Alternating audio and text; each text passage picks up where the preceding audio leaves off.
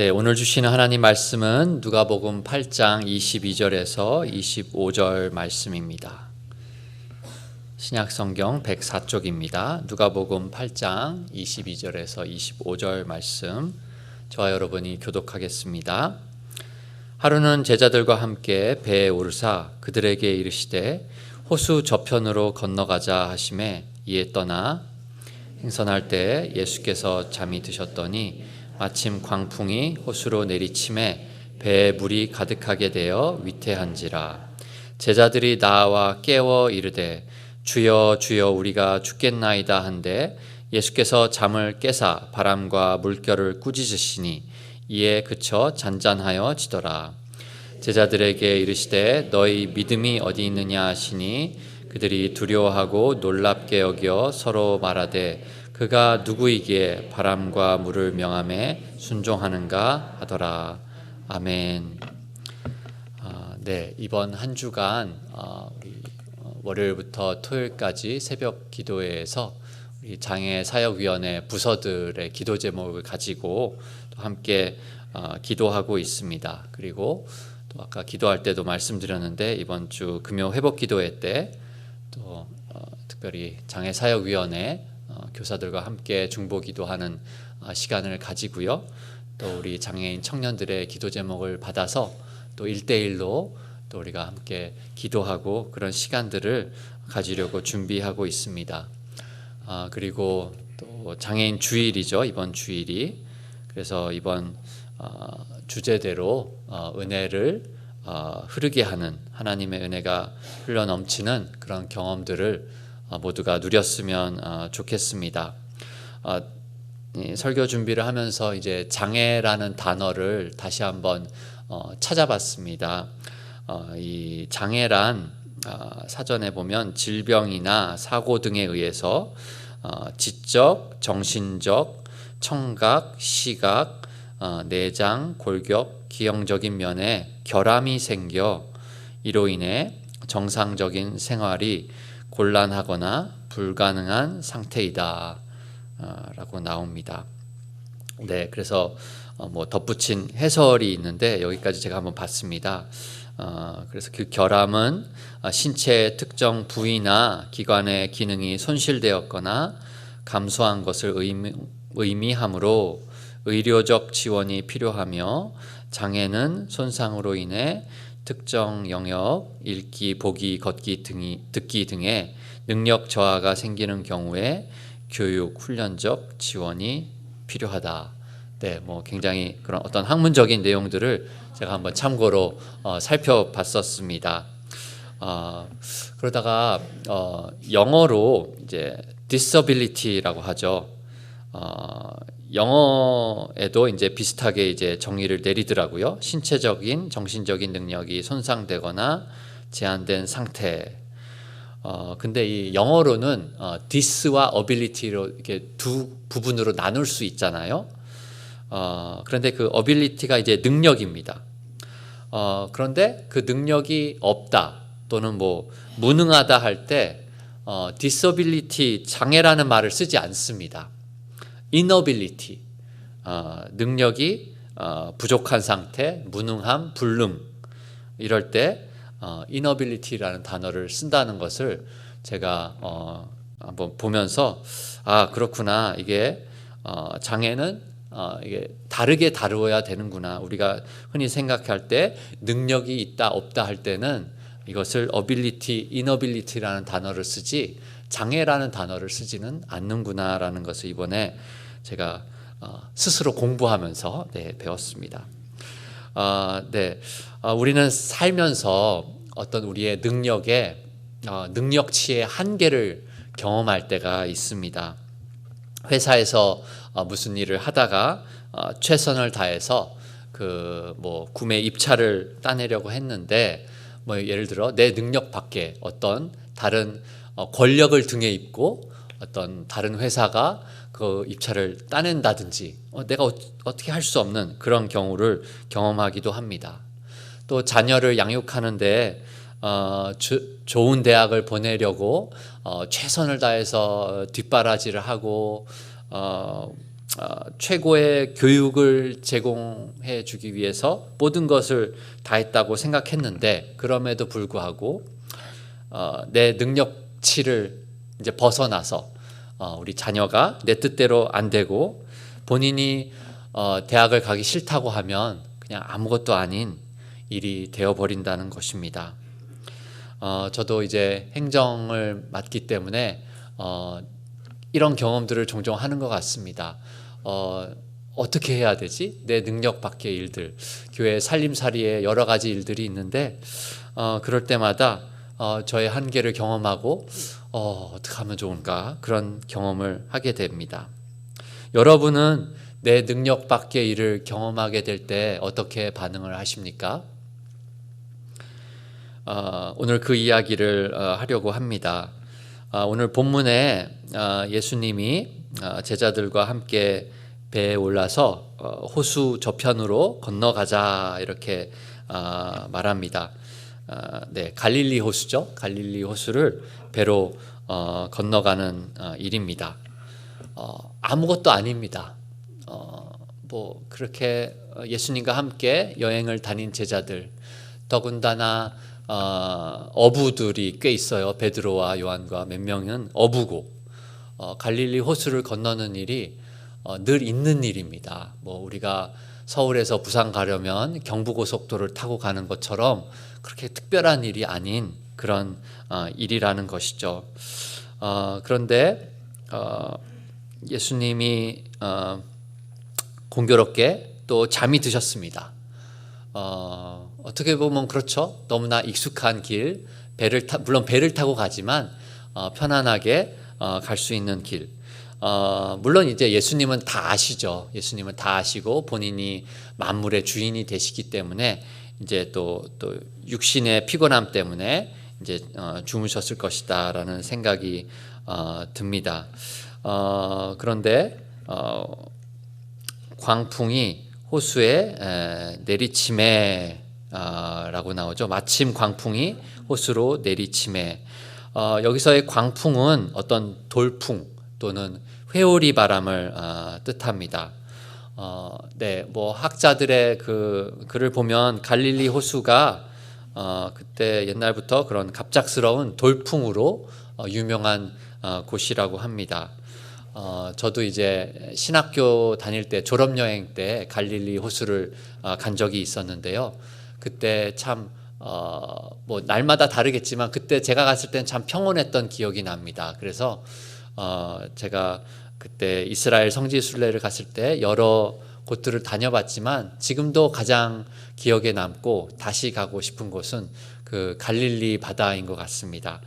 뭔가 마음이 평안해지고 예수님이 함께 계시던 그 곳이라는 생각이 들어서 그런지 더 평안했던 것 같습니다.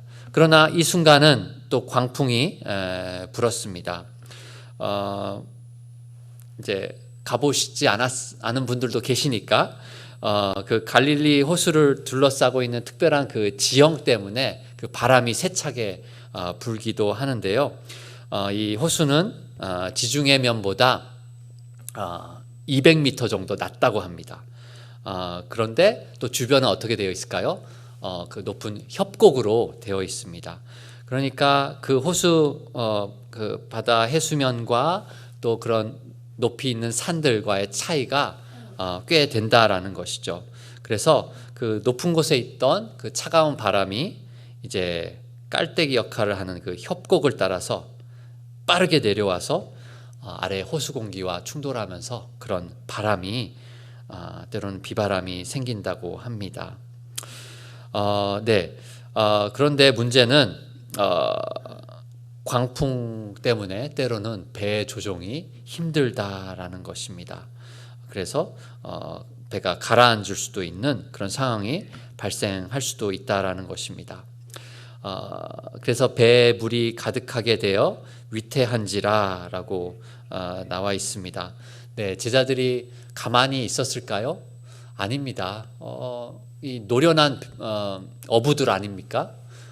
이 갈릴리 호수를 늘 이용했었고 여기서 물고기를 잡았고 한 그 어부들이 너무나 익숙한 갈릴리 호수였지만 이 광풍 앞에서는 이들이 아마 쩔쩔매면서 진땀을 내고 이렇게 이 위기를 해결하려고 여러 가지 나름의 작업들을 했을 것입니다. 물을 퍼내려기도 하고 또 어떻게 배를 조종해 보려고 하는 여러 노력들을 했지만 역부족이었던 것 같습니다. 그것을 위태한지라라는 단어로 여기서 표현하고 있습니다.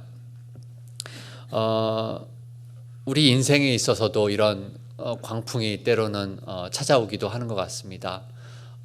장애인 가족들의 이야기를 들어보면 이렇게 장애를 판정받았을 때 마치 이런 광풍과 같은 내 인생에 뜻하지 않은 왜 이런 광풍이 올까 그런 경험을 하시게 되는 것 같습니다.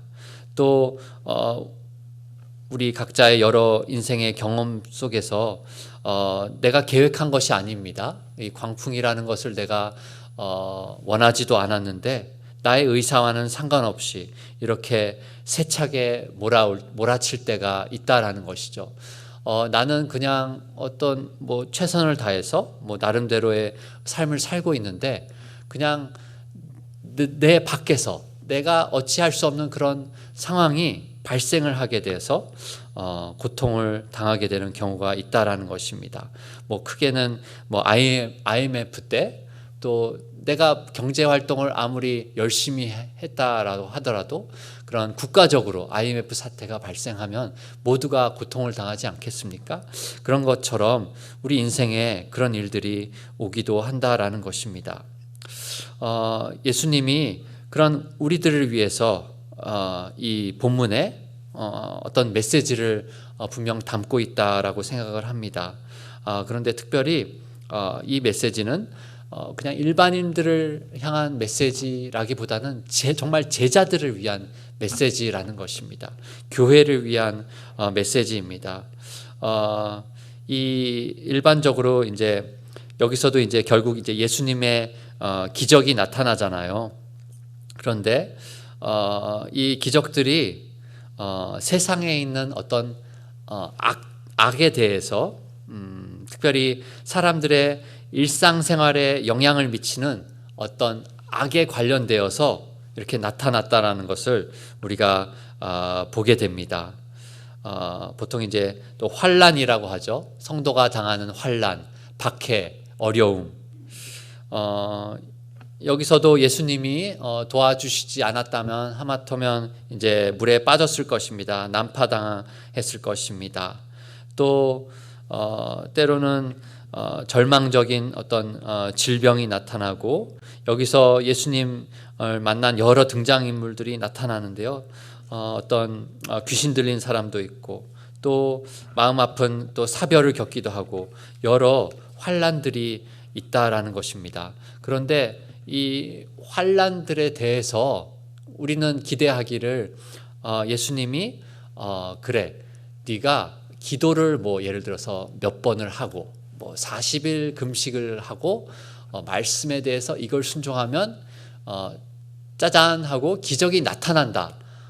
이게 이 환난이 사라진다라는 어떤 수학적인 공식 같은 그런 것들을 기대하는 마음이 은연중에 있습니다. 그런데 그 환난에 대해서 우리 주님이 어떤 놀라운 말씀을 하시기보다는 놀라운 어떤 독특한 역사를 주님이 계속 행하고 계십니다.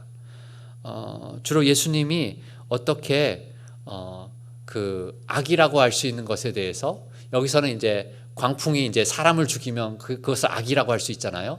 그 악을 어떻게 극복하는지를 우리 주님이 보여주십니다. 세상에 온 세상의 구주로서 우리 하나님의 백성들을 구원하시는 세상의 구주로서 예수님이 그런 일들을 하신다라는 것이죠. 그런 면에서 우리는 그러면 그 광풍을 꼭 불게 하셨어야 됐나요? 예수님이 그 배에 타셨는데 예수님은 모든 걸 아셨을 텐데 그 시간대에 그 경로에 광풍이 오는 것을 사전에 충분히 차단하시고 이런 일조차 발생하지 않게 하셨을 수 있다라는 것입니다. 그렇죠? 근데 우리 인생도 똑같이 뭐 세상 사람들이 겪는 질병과 또 뭐 이런저런 사고와 이런 것들을 우리 모두가 동일하게 겪게 된다라는 것입니다. 그렇다면 하나님의 크신 섭리 안에서는 그 환난이라는 것에 대해서 때로는 이런 말을 쓰기 좀 저도 부담스럽지만 필요하다라는 하나님의 크신 섭리가 있다라는 것입니다. 우리 그리스도인의 삶이 이렇게 어떤 그 고난으로부터 자유로워야 된다 라는 것은 어찌 보면 좀 잘못된 생각이라는 것입니다. 물론 우리가 늘 축복받고 편안하기를 원합니다. 그런데 예수님은 우리의 인생의 우리 삶의 이런 통상적인 일들 속에서 그 어떤 악이라고 규정할 수 있는 것에서 항상 벗어날 것이다 라고 약속하지를 않으십니다. 물론 우리가 악에서 구하옵소서 주기도문으로 기도를 하지만 그것이 그냥 이렇게 찾아올 때가 있다라는 것입니다. 예수 그리스도를 내 마음에 이제 받아들이면서 이제부터는 그래 내가 이제 예수님 믿으니까 더 이상의 고난은 하나도 없을 거야 라고 상상을 한다면 그분에게는 제가 빨리 찾아가서 제대로 말씀을 드려야 될 것 같아요. 그렇지 않다.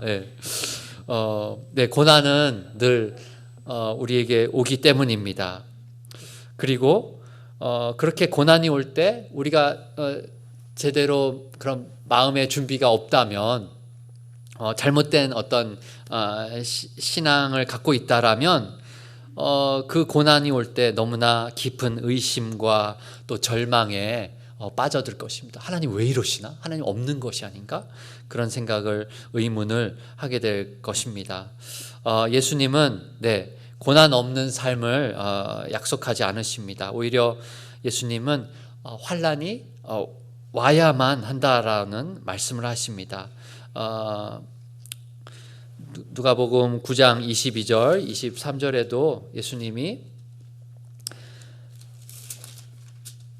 이르시되 인자가 많은 고난을 받고 장로들과 대제사장들과 서기관들에게 버림받아 죽임을 당하고 제3일에 살아나야 하리라 하시고 또 무리에게 이르시되 아무든지 나를 따라오려거든 자기를 부인하고 날마다 제 십자가를 지고 나를 따를 것이니라.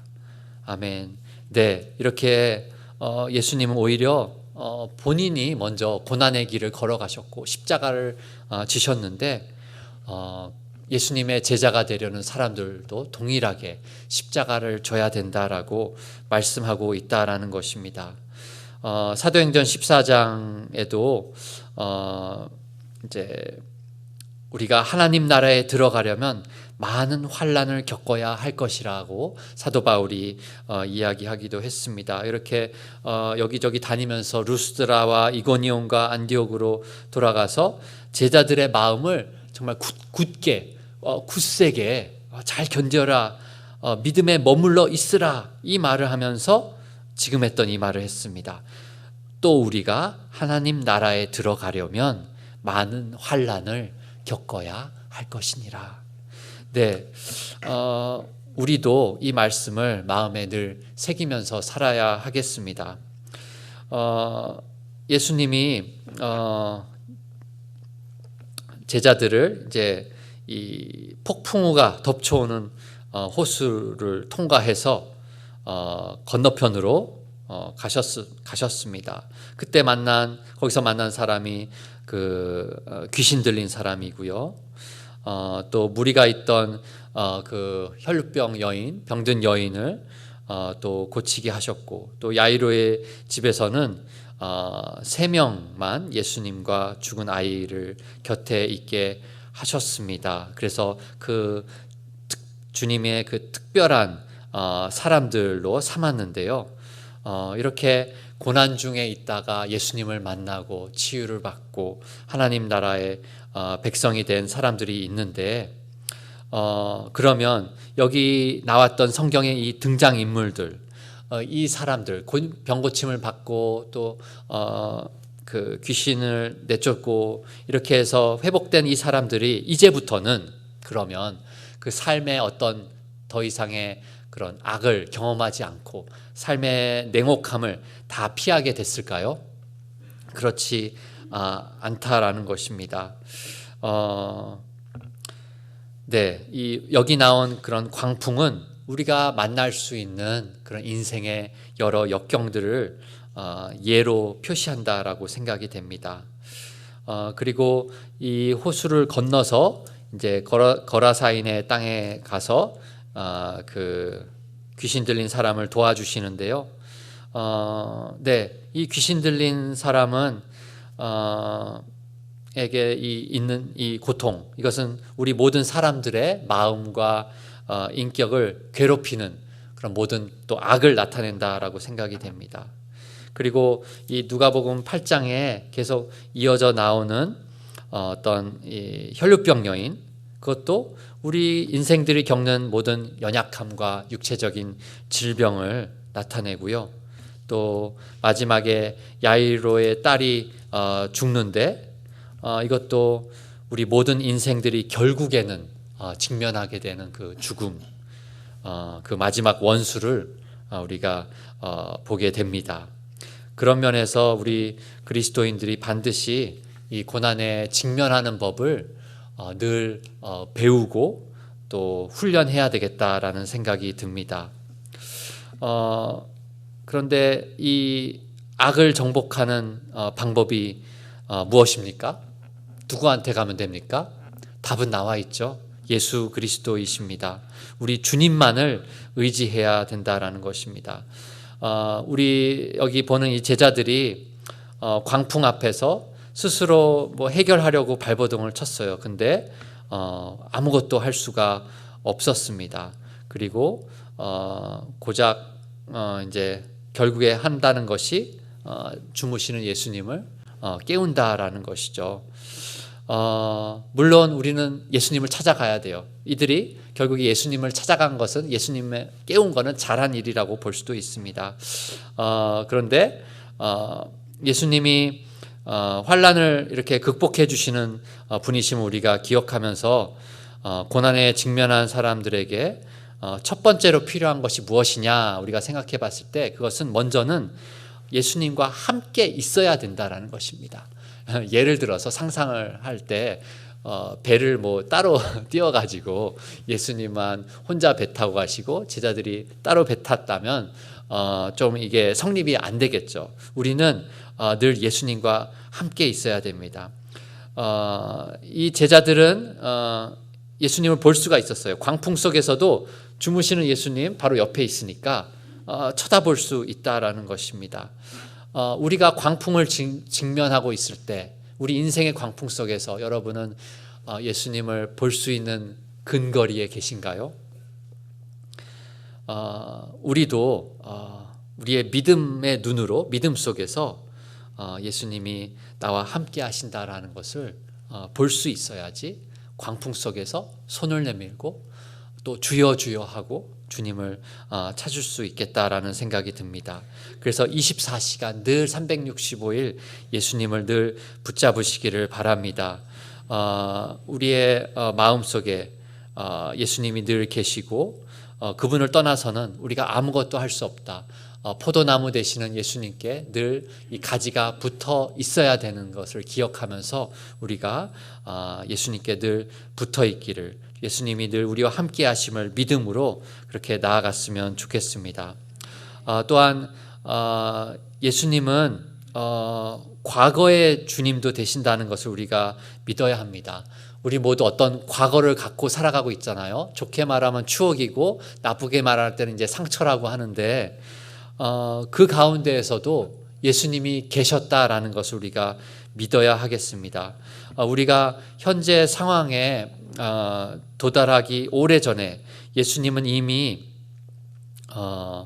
우리가 이 제자들의 경우는 거라서로 갔다가 또 가버나움으로 돌아가고 이런 것들을 예수님은 다 계획하셨던 것입니다. 우리가 대면하게 될 어떤 악이 있다면 그 악 때문에 생길 모든 어떤 막 놀라는 일들, 또 그것을 극복하고 얻게 될 승리, 또 이 과정 속에서 우리가 배우게 되는 어떤 교훈들, 이런 것들을 예수님은 다 알고 계신다라는 것입니다. 예수님은 우리가 또 이 시간 이 자리에 여기서 예배한다라는 것을 아시고, 예수님이 또 우리의 과거 속에서도 우리를 살펴보셨다라는 것을 우리가 믿음으로 받아야 하겠습니다. 이렇게 해서 악에서 선으로 예수님이 우리의 광풍을, 우리의 상황을 바꾸실 것이라는 것을 믿음으로 붙잡을 때, 우리는 우리 주님이 과거의 주님이시오, 지금 현재에도 광풍이 불지라도 주님이시오, 또 미래에 무슨 일이 벌어질지라도 그때에도 여전히 예수님은 우리의 주님이시라는 것을 붙잡아야 하겠습니다. 네, 이것은 정말 믿음의 문제입니다. 믿어야 한다라는 것입니다. 믿음이 어디 있느냐라고 예수님이 질문하셨는데, 우리도 이런 어떤 광풍이 올지라도 그 결과에 대해서 모든 것이 주님의 손안에 있다라는 것을 믿고, 나의 미래도 예수님 안에서 안전하다라는 것을 받아들여야 하겠습니다. 이런 광풍에 어떻게 대처해야 될지를 예수님이 이 말씀을 통해서 우리에게 가르쳐 주시는데요. 어찌 보면은 예수님이 우리가 기대하던 어떤 그 모양의 어떤 그런 승리는 주시지 않을 수 있어요. 우리는 주먹을 불끈 쥐고 할렐루야 승리했습니다, 합격했습니다, 또 취업했습니다, 또 결혼시켰습니다, 뭐가 될지 모르겠어요. 하여튼 우리가 기대하는 그 뭔가 승리의 그런 게 있을 터인데, 그것이 아닐지도 모른다는 것입니다. 하지만 우리는 기도할 수 있습니다. 우리가 주님께 구한다면 예수님이 예수님의 방식대로 어떤 식으로든 그 고난을 정복할 수 있게 해 주실 것입니다. 견디기 어려운 환경들이 닥칠 때 우리의 구주 되시는 예수님이 반드시 응답하십니다. 질병 가운데 있을 때 건강으로 응답하실 것입니다. 또 더 이상 버티지 못할 때 인내할 수 있게 응답하실 것입니다. 또 뭔가 주저앉고 싶을 때 용기를 주시므로 그 응답을 주실 것입니다. 때로는 죽음의 문에서 구해 주실 것이고, 또 새로운 소망을 주시기도 할 것입니다. 로마서 8장 37절에 또 우리가 잘 아는 유명한 말씀이 있죠.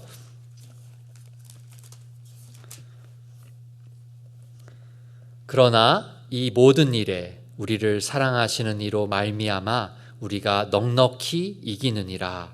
내가 확신하노니 사망이나 생명이나 천사들이나 권세자들이나 현재일이나 장래일이나 능력이나 높음이나 깊음이나 다른 어떤 피조물이라도 우리를 우리 주 그리스도 예수 안에 있는 하나님의 사랑에서 끊을 수 없으리라. 아멘. 네, 이 말씀을 붙잡으시고 늘 그 승리의 길을 걸어가시기를 바랍니다. 네, 이렇게 우리 인생에 물결이 찾아올 때, 내 능력의 한계를 경험할 때 사람들마다 다 이것저것 붙잡는 것이 있습니다. 요즘은 또 과학의 시대잖아요. 또 AI의 시대라고 하고, 어떤 사람은 이 광풍을 이용해 보고자 또 이 빅데이터를 이용해서 AI로 이겨내 보자라고 할 것입니다. AI 만능 시대인데 이것을 먼저 붙잡자고 본능적으로 그렇게 튀어나올 수 있는 어떤 성도가 있을지 모르겠습니다. 또 어떤 분은 이제 믿음이 이렇게 왔다 갔다 해서 우상을 먼저 찾고 어떤 미신을 먼저 붙잡고, 그래서 그것으로 나의 능력치를 초월해 보려고 할 것입니다. 어떤 외부의 힘을 받아서 종교심을 발휘해서 우상을 붙잡고 또는 내 안에 인간은 잠재력이 있다. 너는 너를 믿어라. 나는 나를 믿어. 이러면서 명상으로 또 한계점을 극복하려는 여러 다양한 시도들이 있을 것입니다. 그러나 광풍, 이런 광풍 앞에서는 다 소용없다라는 것입니다. 그래서 그렇기 때문에 내가 진짜 의지하는 것이 무엇인지를 하나님이 나 스스로 깨닫게 하시려고 우리에게 때로는 이런 광풍을 주신다라고 생각됩니다. 그래서 이 제자들이 주여 주여 했습니다. 그죠? 그런데 여기서 나온 이 주여 주여라는 이 말이요, 이제 다른 본문들에서는 대부분 이제 큐리오스, 그래서 주인을 뜻하는 단어입니다. 예수님을 부를 때 이제 주인님 이렇게 뭐 굳이 번역을 하자면 그렇게 불렀는데, 여기서 나온 이 주여 주여는요, 에피스타타라는 단어가 쓰여졌어요. 그래서 이 단어를 해석을 하면 곁에 서서 보호하는 자, 이렇게 해석을 할 수 있습니다. 곁에 서서 보호하시고 인도하는 일종의 감독자라고 해석을 할 수 있습니다. 네, 네, 정말 이 죽을 것 같은 이 상황 속에서 제대로 외친 거예요. 말하자면 이 제자들이, 네, 우리 주 예수님 나의 곁에 서서 나를 도우시고 이 강풍에서 나를 건지시고 보호해 주시고 인도해 주시는 분이시여, 이렇게 붙잡았다라는 것입니다. 네, 우리도 우리의 고난의 때에 네, 예수님을 나의 나에게 도움을 주시는 분이요, 나의 피난처시요, 나를 건지시는 분으로 고백하면서 바른 믿음으로 그렇게 주님을 불러야 하겠습니다. 그렇게 예수님을 불렀습니다. 주여 주여 우리가 죽겠나이다 하면서 정말 그런 죽음의 실존이 너무나 가까이 온 이 시점에서 이들은 예수님의 잠을 깨웠습니다. 그러자 어떤 일이 벌어졌습니까? 예수님이 꾸짖었다라고 나오죠. 예수님이 외쳤다라고 하지 않습니다. 예수님은 분명히 바람과 물결을 향해서 꾸짖었습니다. 마치 귀신이 있으면 예수님이 귀신을 향해서 꾸짖어서 내쫓으시는 것처럼 바람과 이 물결에 대해서, 이것도 일종의 어떤 사람을 죽일 수 있는 악으로 본다면 꾸짖음의 대상이라는 것이죠. 그리고 예수님이 대자연의 만물을 다스리시는 분으로서 그렇게 명령을 또 하셨다라는 것으로 우리는 받아들입니다. 그런데 이 사건이 있고 나서 이제 잔잔해졌습니다. 정말 고요해졌습니다. 우리는 제3자로서 이 성경을 읽으면서 할렐루야, 정말 너무 감사하다. 내 인생에 있어서도 하나님이 그 모든 풍파를 잠잠케 하시고 그의 능력을 발휘하실 것을 기대합니다, 믿습니다. 이런 마음으로 대부분 말씀을 보게 될 것입니다. 그런데 이 당시에 이 제자들은 어떻게 반응을 했습니까? 너무 놀랐습니다. 어떻게 이런 일이 발생하였는가? 그러자 예수님이 제자들에게 너희 믿음이 어디 있느냐, 이렇게 말씀하십니다. 그들이 두려워하고 놀랍게 여겼습니다.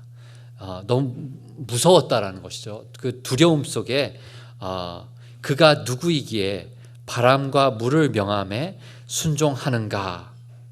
오늘 본문은 이렇게 마칩니다. 좀 예상 외죠? 성경에 이런 이야기가 나오면 뭔가 해피엔딩으로 이 사건을 겪고 모든 제자들이 제대로 된 믿음으로 살아갔더라, 끝. 이렇게 본문이 끝나는 게 아니라 서로 말하되 그가 누구이기에 바람과 물을 명함에 순종하는가 하더라. 그리고는 이제 또 다음 이야기로 건너갑니다. 네, 이것이 우리의 모습입니다.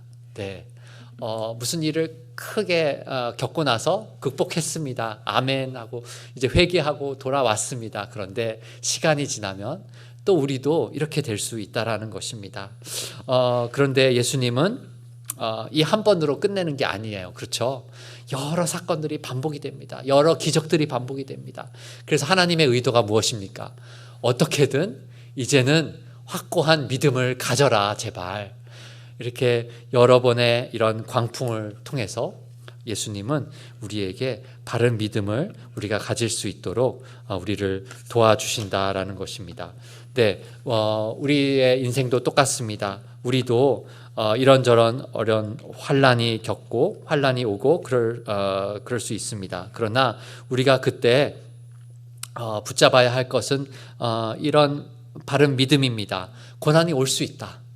예수 믿어도 고난은 올 수 있다. 그런데 이 고난을 통해서 하나님이 나에게 깨닫게 하시려는 것이 있다라는 것을 늘 기억했으면 좋겠습니다. 장애인 주일이 다가오고 있습니다. 우리 주변에 함께 있는 그런 장애인들이 있는데 우리가 함께 마음을 나누고 할 때 이 장애라는 것은 누구에게나 찾아올 수 있는 거예요. 그렇죠? 그러므로 우리가 늘 마음을 같이 했으면 좋겠습니다. 그리고 위로자의 역할을 하고 우리 인생에 어떤 고난이 올 때에도 서로 격려하고 또 장애인에게 또 이런 고난이 올 때는 배가 될 거예요. 아마 우리보다 어떤 연약함들이 더 크기 때문에 그런 것들을 우리가 서로 배려하면서 서로 격려하고 믿음으로 우리에게 다가오는 광풍들을 믿음으로 승리하고 주님을 붙잡는 저와 여러분이 되기를 우리 주님의 이름으로 축원합니다. 제가 기도하겠습니다. 하나님 아버지, 오늘 이 본문을 통해서 우리 인생 가운데에도 이런 광풍이 어느 순간 찾아올 수 있다라는 것을 다시 한번 깨닫게 해주셔서 감사합니다. 우리는 늘 평안하기를 원합니다. 늘 건강하기를 원하고 늘 만사형통하고 잘 되기를 원하는데 때로는 이 광풍이 찾아올 수 있다라는 것을 우리가 받아들이고 수용하고 하나님 내 손에 가득 쥔 그 뭔가를 주님 앞에 내려놓고 예수님 안에서 평강을 누리기를 소원합니다. 주님, 광풍이 몰아칠 때 예수님 믿음의 눈을 떠서 주님을 바라볼 수 있도록 늘 주님을 가까이 하기를 원합니다. 24시간 365일 예수님을 늘 가까이 하면서 내 곁에 계신 예수님, 주님 도와주세요 라고 외치는 저희들 될 수 있도록 인도하여 주시고 특별히 우리 옆에 있는 장애인들을 우리가 더욱더 마음으로 섬기고 마음으로 하나 되어서 함께 위로하는 가운데 함께 어려움들을 광풍들을 이겨나가는 우리 교회, 우리 공동체, 우리 목장 될 수 있도록 축복해 주시옵소서. 이제는 우리 주 예수 그리스도의 은혜와 하나님의 사랑과 성령의 교통하심이 믿음으로 모든 광풍을 이겨내기를 소원하는 우리 모든 성도들의 심령 위에 이제부터 영원토록 함께 하시기를 간절히 축원하옵나이다. 아멘.